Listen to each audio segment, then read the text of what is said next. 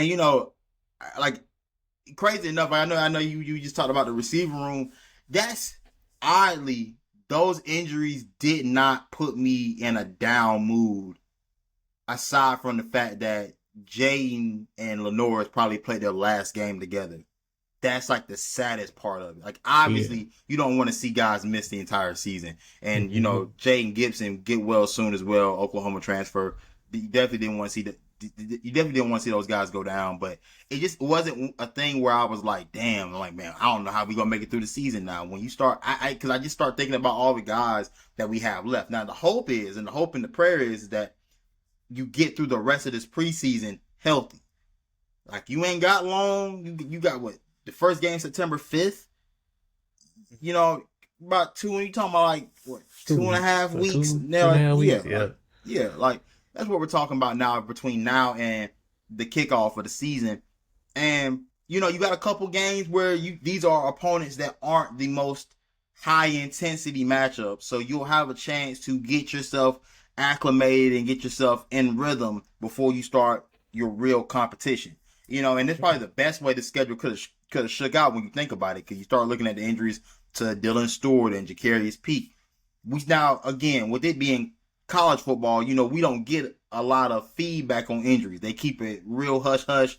Media can't even be in the practices, so we get very little to nothing from Shane Beamer and the South Carolina staff when it comes down to these injuries. So, if I'm being real, I think maybe I just from the tone of voice that I hear at times when I hear Beam talk about Dylan Stewart, I feel like he may not even be ready for Mississippi State. I Mm. feel like that's another game that he won't even be. I feel like he's gonna miss probably. I'm gonna go out on a limb, bro. I'm gonna say he's gonna miss the first 4 games. I say first I 4 games. say He's gonna miss four. a. I think he'll miss the first four, and then he'll come back. I feel like we can hold it out until he gets back. Uh, It's just the hard part is like It's just the hard it's part, yeah. like you, even when he's able to come back, it's like how your expectation level can't even be that high through the Mm-hmm. roof for him because he's just getting back. So the hope is you can get him back um for Mississippi State. And I mean, truth be Yeah. told, the real hope is you can get them back earlier than that, because you really want to have these guys, back into full contact. Like he's had no contact, so it's just I want people to be realistic with him when he gets back. That's my thing. It's like he is otherworldly talented, but we can't discount what he's had to go through medically and what his body's gonna be at, because you haven't been in full pads, you haven't been practicing, and everybody should know this. You can't just simulate football on the sideline. It's not one of those sports where you can do that. You know what I'm saying? So I think you just got to be real careful with how you bring them back. And with Jacarius Peak, I mean, again, I haven't watched him play a down of football in a South Carolina uniform. What I will say, from the picture of him just walking with the medicine ball, um, bro, that's an NFL player. That's an NFL Mm-hmm. caliber player. I understand exactly why you went out and got him. I wish he were healthy. Maybe not playing pickup basketball would help us out a lot. You know what I'm saying? Um, I feel like they gotta be again, restrictions to that, man. I feel like I think here UVA they're not really allowed to have any type of, you know, curricular activity sports wise that's not, your actual sport within the season. So just to risk injuries and everything else. And obviously this was during a time where officials wasn't even started yet, I would say. They right, had a little free time to say, hey, like, just do whatever, go hoop or do something like that. So, you know, um, and like you said, Jacarius, like he's definitely like an NFL ready body. Like dude's a freak, and he definitely would have helped on that offense, especially on that left tackle, on that blind side. Actually, because Lenoris is left-handed, right? I'm assuming he is no, he's left-handed. right. He's right-handed. He's right-handed, so yeah, like so that left tackle, on that blind side for him, it would have been in a great, addition for it, So, but like I said, just it's like I said, like not being worried. I mean, I feel like you shouldn't be worried, but I think a lot of people, including myself, is just worried for Bean.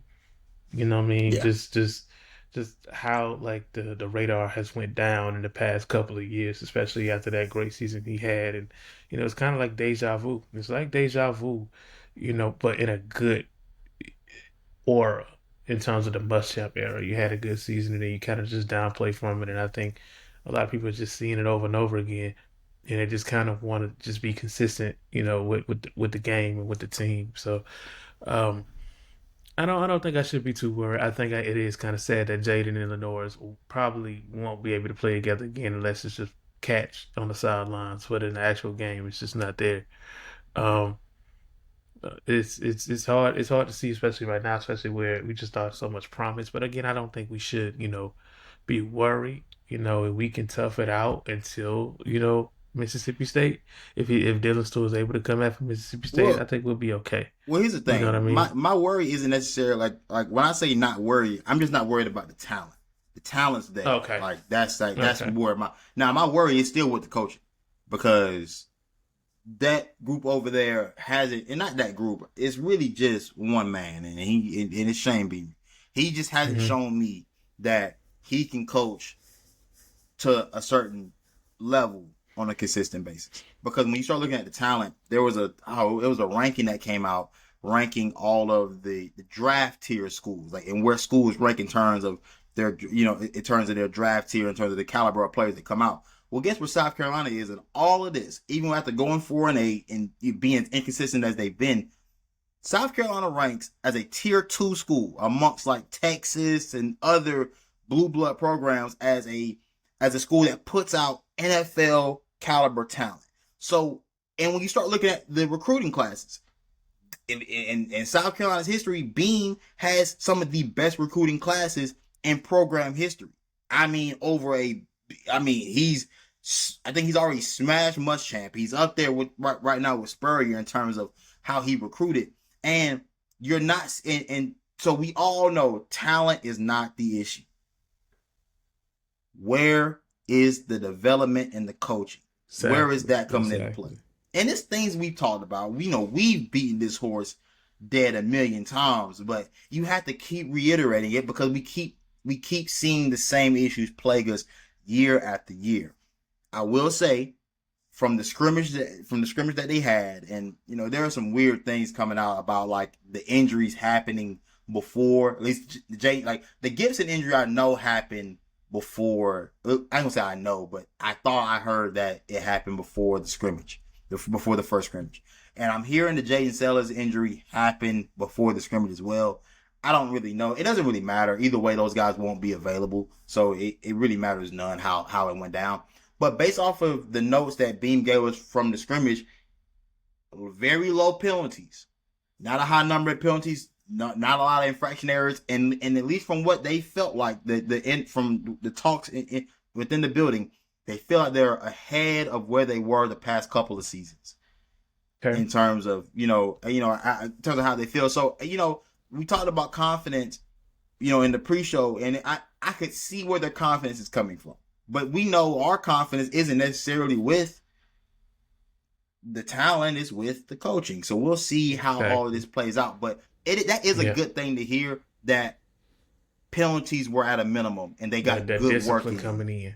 That discipline is Exactly. coming in that we talked about for years. It's just that's the only thing that's really been lacking a lot. It's just discipline. You've seen it a lot in the LSU game. You've seen just the that I feel like if the discipline was there in that game, that would have been a totally different outcome, and the season would have had a totally different outcome. I think even Yeah. in the I was thinking the Virginia Tech game, the first game of the year, it was like regardless if you want to say penalties or not, just cautious errors, missing block assignments, or like missing route Mhm. assignments, like just the discipline that you just didn't see, the lack of it. And I think just hearing that in the tone of his voice, because I watched it, it's kind of like you said, you have to really pay attention to like tone in like with these coaches, especially with Bean, and just hearing that and just hearing like, hey, like we've really toned down the penalties, etc., X, Y, Z.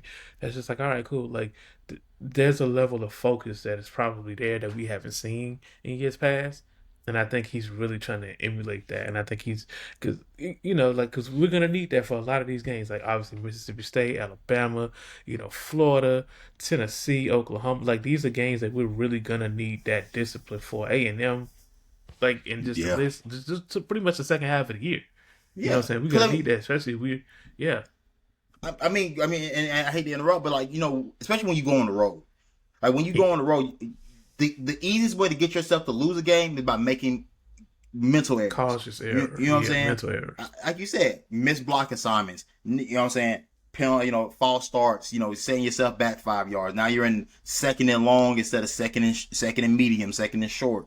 It's a lot of those things. And like you said, I mean, Beam should feel this. I mean, I wish that it didn't take having to be on the hot seat to have a sense of urgency. You know what I'm saying? This sense of urgency should always be within you no matter what, because you're always one season away, one bad year away from things going the other way. And here's the thing. This is how the good teams stay good for a long time. You limit your mistakes. Because we know through the flow of a game, plays are going to happen. Other teams are going to make plays. You're going to make your plays, but the plays that didn't happen also help you win games. Like the play where you don't hold, the play where you don't jump off sides, also helps you stay ahead of the curve and keeps you on schedule. At least from an offensive perspective, and from a defensive perspective, you're not giving up free yards in that respect either. When you're playing clean football, and we just haven't seen clean football be played here since the Spurrier era. But I get it. Like no, you go ahead. Sorry. Oh no. I ain't really had much to add. I think you hit the nail on the coffin with that. So okay.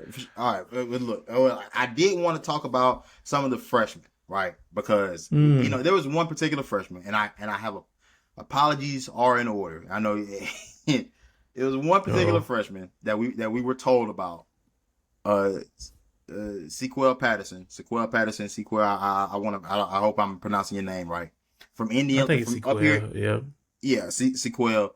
From up here in Indian land in the Fort Mill area, wide receiver. We talked about him like a week and a half ago, maybe, and I just didn't have a real idea of who. I know the coaches have been talking about him. His name has been buzzing around the program here in the fall. But I just thought because of the guys that we had coming back, Mazio, Donovan Murph, Jaden Sellers, and other names, you just kind of thought that, hey, look, man, we're not probably not going to see him. But Beeman spoke highly of him, and in wake of these injuries, there's a lot of opportunity there for him to get more burn. So look, here's the thing about Sequel Patterson. He is a slighter frame type of guy, similar to Jaden Sellers. I think a guy that's great with the ball in his hands, and here's the hard part about evaluating guys coming from high school to college.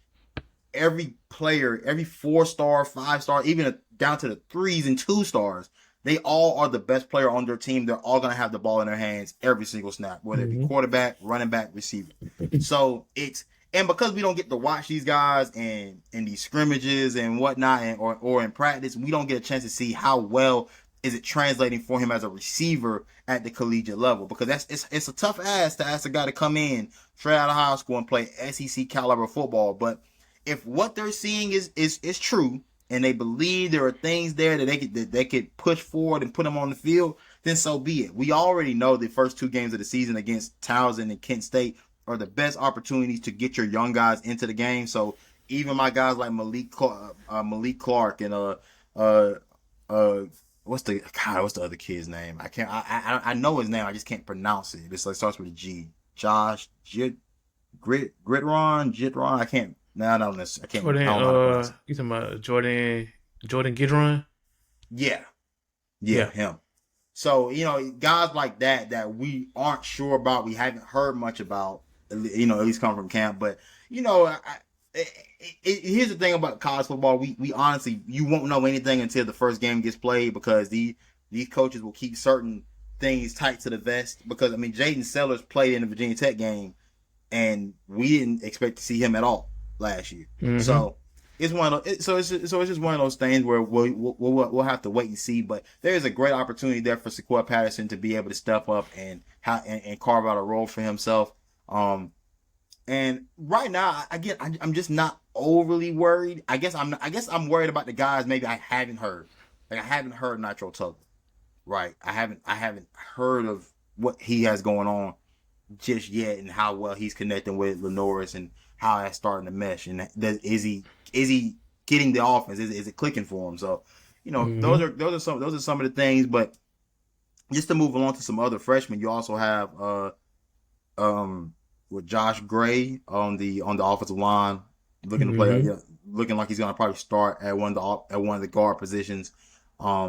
That's great to see. Julian Walker on the other side of the ball as an edge rusher, also great to see. And having him, Walker's being able to step up. If he's able to step up and be a guy that's gonna play early, which it looks like he's going to be, have pairing him along with Caleb Herring from Tennessee, also huge. Like having those two guys paired up. Um, you just want to know that you have some type of depth behind your best guys being out. Like Yeah. if Dylan Stewart's not available for the first 3 to 4 games, do we still have guys capable of holding it down? And that's what we want to see. And again, we'll it's all wait and see with collegiate football. We know how this goes, but I do at least feel good about what we did in the transfer portal that helps us out in these certain areas. I also think too, like you said, going back, like a lot with these freshmen, these first two games are going to be the games where you're allowed to have minor errors, minor mistakes, because these are games that are expected to at least to win. Don't Yeah, underestimate your opponent. I always say that, but just these are games. Same thing in camps. Same thing in practice. You're allowed to have these minor mistakes. It's depending on how you're going to be able to mentally bounce back from these. And again, you're a freshman. You're coming in a new stage. It's not high school anymore. Obviously, the stage is a bit bigger. The guys are a bit bigger, stronger, faster. So you have to be able to adapt to that. And I think once we are able to see that, once we're able to evaluate, I think things will be fine. Especially with the way things are going. These guys are now getting opportunities to play. So you have to be willing to mentally prepare yourself for that. Mentally prepare yourself to say, hey, you don't have to be the big dog. You know what I mean? You don't have to be the big dog right now because right now we still got Nick, we still got DJ. So it's like, all right, cool.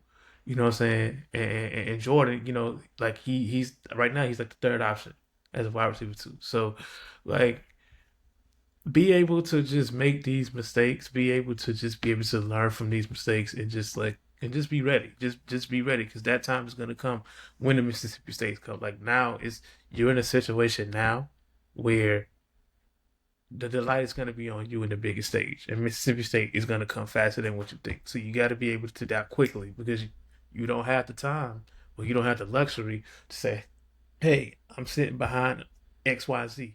XYZ is hurt right now.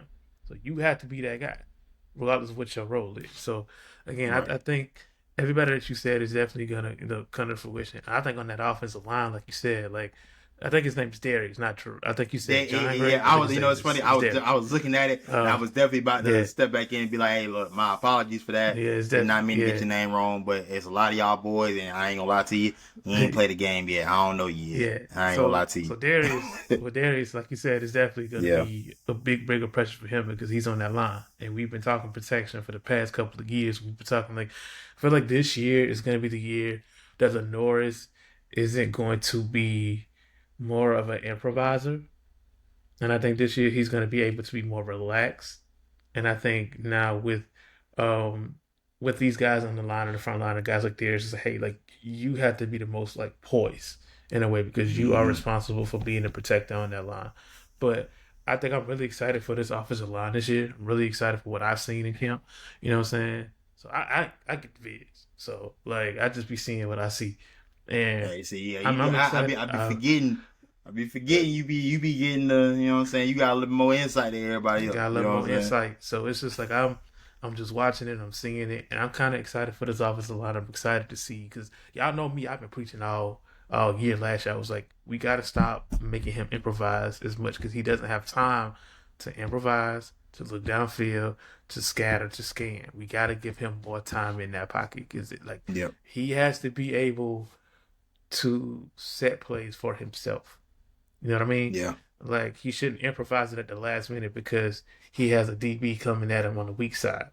or he has a DB coming at him from the middle, or a linebacker coming at him from the middle. He has to be able to have time to just play make for himself.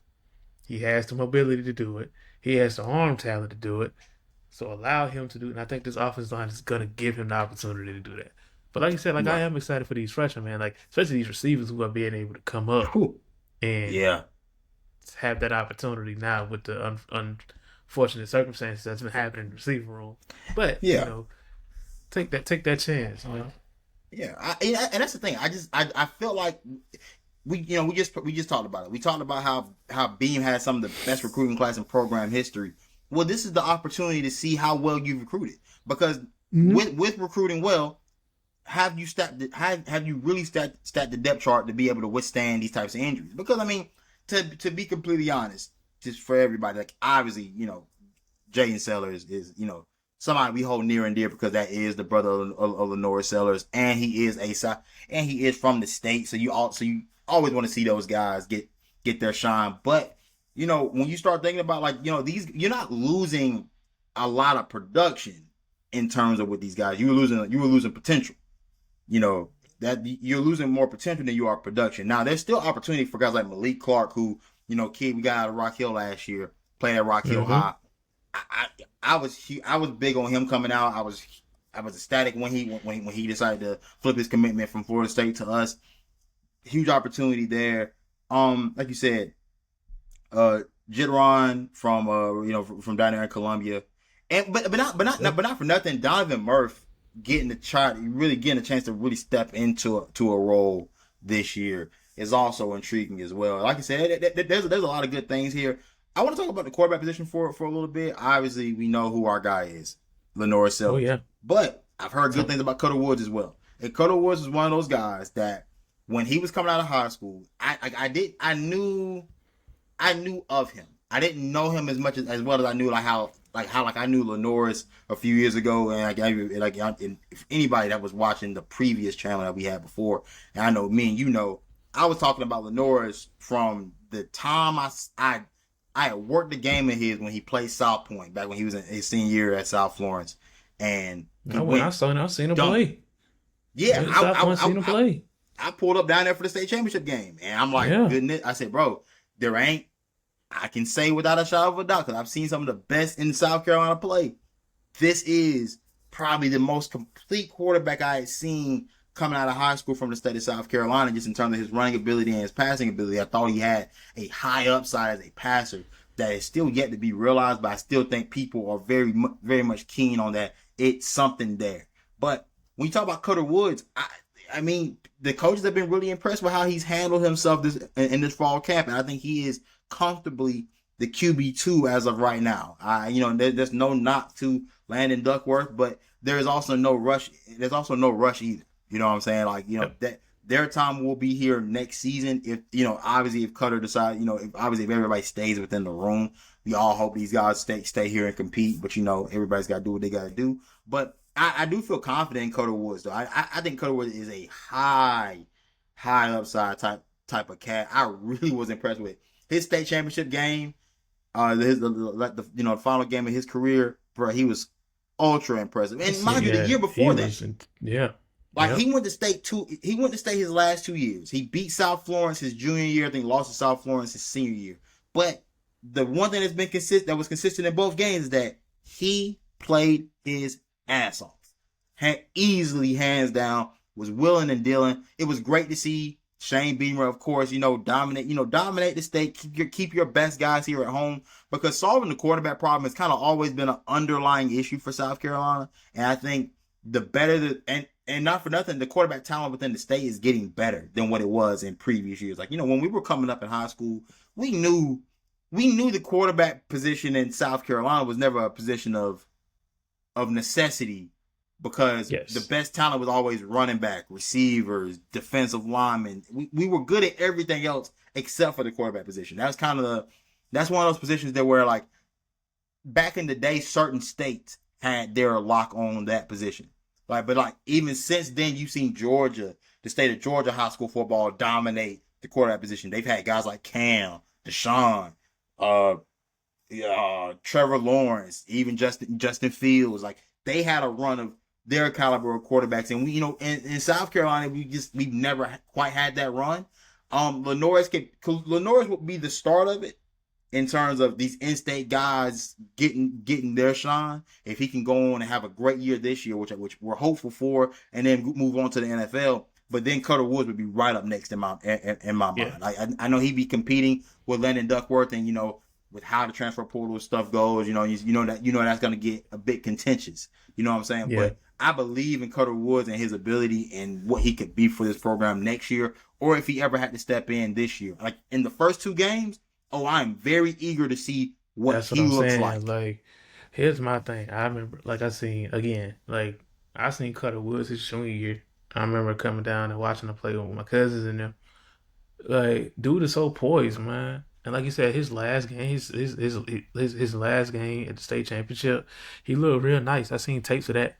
And again, we don't know how the portal gonna be. Like, we already know that's it is what it is. A couple of guys can transfer out. He can, he can stay. He can be the clear cut favorite. For right now, it's he's looking like he is the clear cut favorite for next year. Just the way he's been playing in camp, just what I've been seeing. So again, we don't know what the portal's gonna look like. You know what I'm saying? Well, I can't Lucian, is his name Lucian Anderson? Lucian Anderson. Lucian Anderson. Didn't really see much about him, but I'm pretty sure it is what it is. You know what I'm saying? I think he's also a transfer. Came in from Bowling Green. Came from Bowling Green. Landon Duckworth, he's also a freshman coming in. So I mean, it's just watching his play. I do expect him to come in at least that first game in a couple of snaps, and then Cutter Woods, as I mean, see him to come in a couple of snaps. Depends on what the outcome is, and just kind of showcase what he has. Because like you said, in years past, even in our first couple of years, we didn't really prioritize the 2 on back. It was always the one who was going to be the one at quarterback. It was never it was always the Connor Shaws, nobody else. Dylan Thompson, nobody else. It was nobody, because nobody really cared. They just wanted to know who the one was. Nobody really cared to know who was going to be that one until it was announced later on in camp that next year. We never really Dylan Thompson. Yeah, it's kind of always been a revolving door at quarterback. I mean, obviously Jay Bentley, exactly. But even with Bentley, Bentley felt like he played more so out of desperation than he was ready to play. He was kind of the best we had at the time, and we kind of worked him into that. At least with Lenoris. What I will say with Shane Beamer, I think he's prioritized it. I think when you start looking at after his first year, of course, you look at Spencer Rattler comes in. Then you got Lenoris. Lenoris is sitting behind Spencer Rattler for a year. And then boom, now Lenoris gets his shot to take over. Lenoris starting for a couple years. But you also have Cutter Woods in the back. You know what I'm saying? You recruited Landon Duckworth. We've never hit on quarterbacks this type of caliber this consistently. You know what I'm saying? You have to look at the preparation that these coaches are instilling in these quarterbacks now, because like you said, it was Lenoris. I remember when Spencer was here, Lenoris came in. I remember everybody was hyped about Lenoris while Spencer was here, and Spencer wasn't playing bad. You know what I mean? Because they was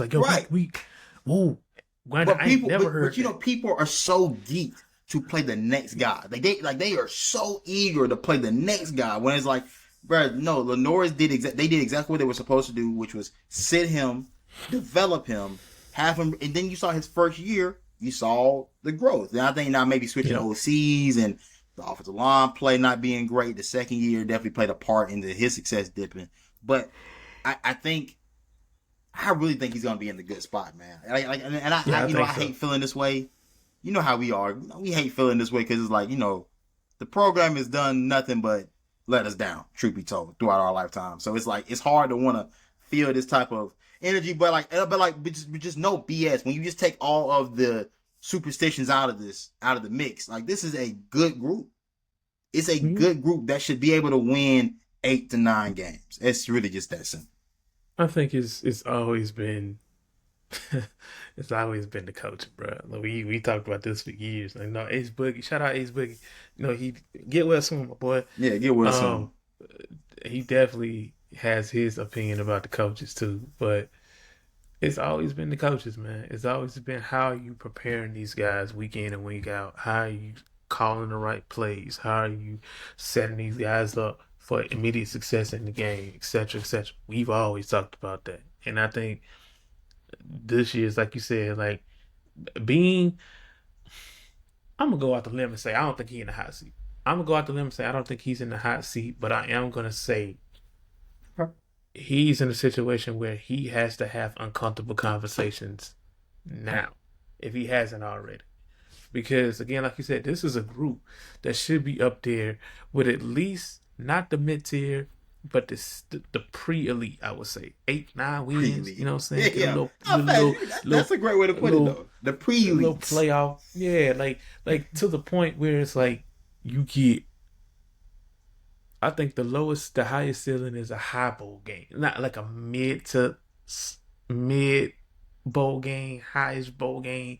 You know what I mean? Pop Tart bowl. man. We gonna throw the Pop Tart bowl. I'm gonna up keep there it a as whole high. bean. Oh man, you gotta make these damn playoffs, bro. It's Okay. too many spots available that you can't go get you a spot, man. Yeah. If you go I forgot handle it's 12 business, now. it's Mhm. 12. Go get you a spot, man. You can't be the best. You can't be the best. One of the best 12 teams. You can't be one of the best 12, being. If you can't, if we can't be one of the best 12, bro, then shit, I I'm don't not know. gonna lie, man. Like, well, I think it was last year. He was number 11. He was number. Yeah. We started off at number 11.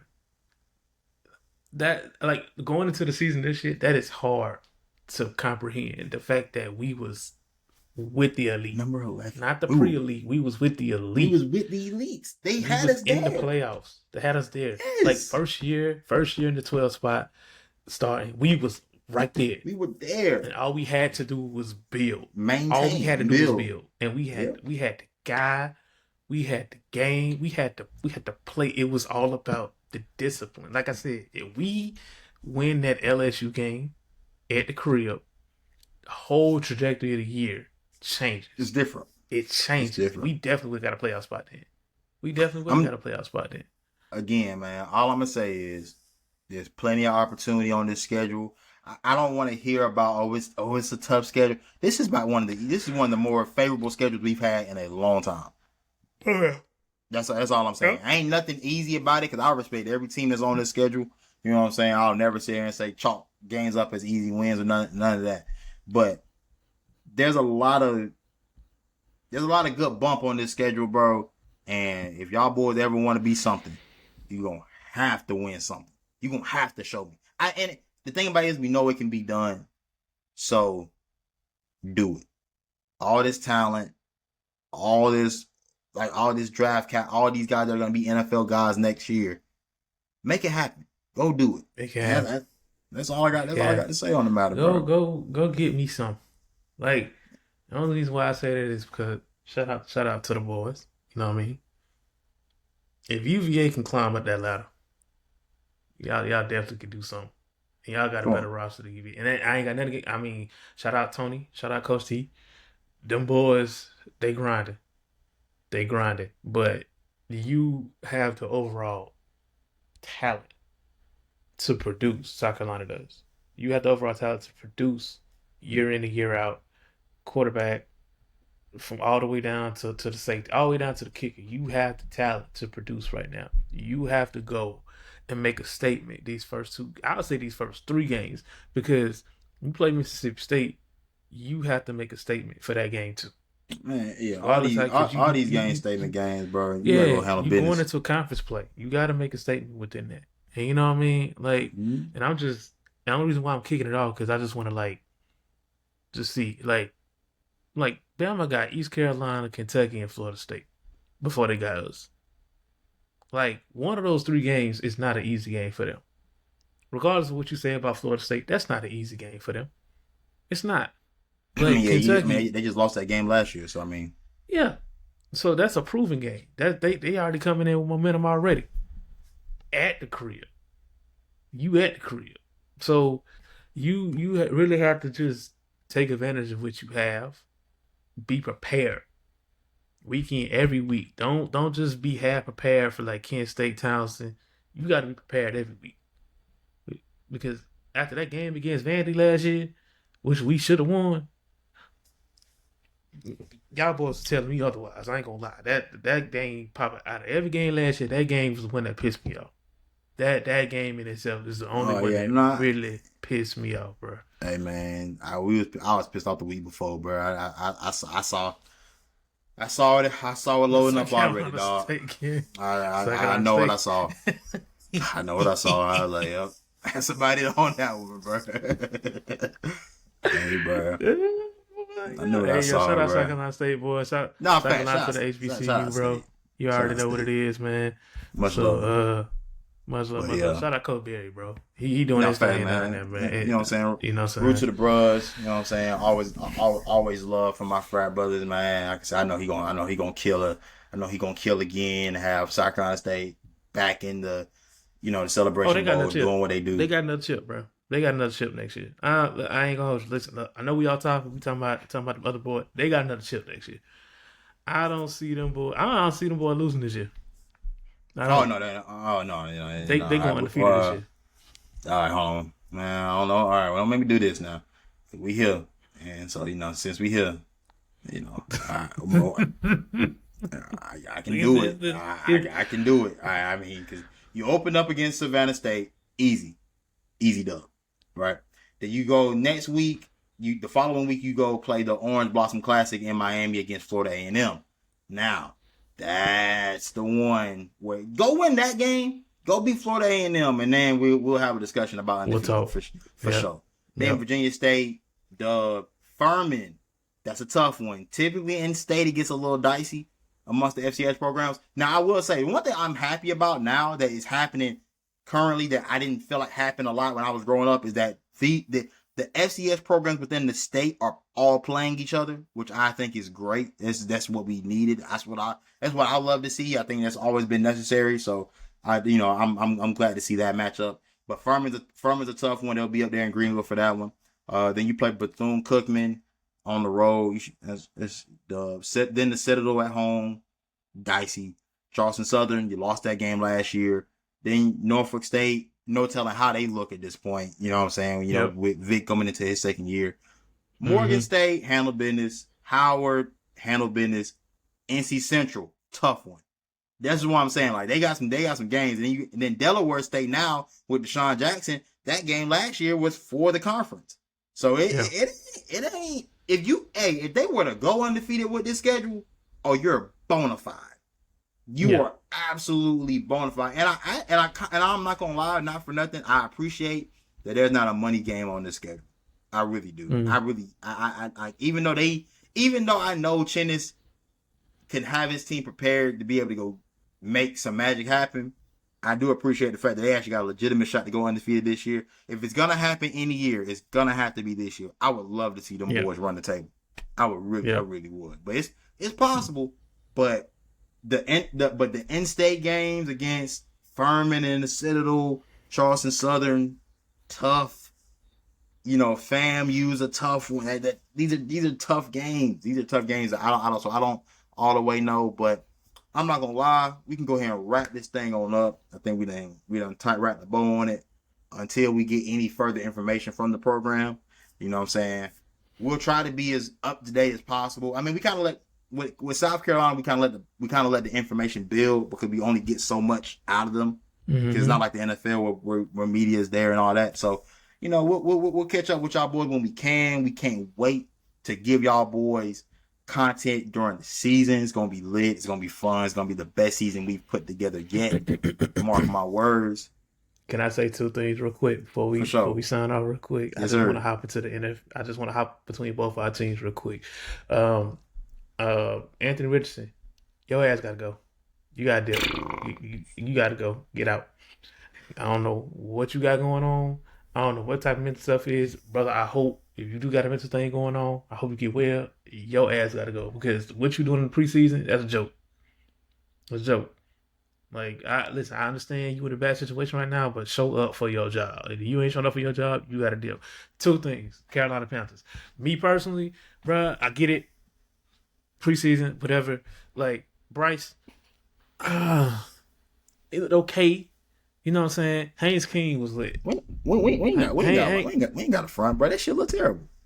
Yeah, it was terrible. It was terrible. I saw it. We all saw it. It's all good. It's all good. It was that.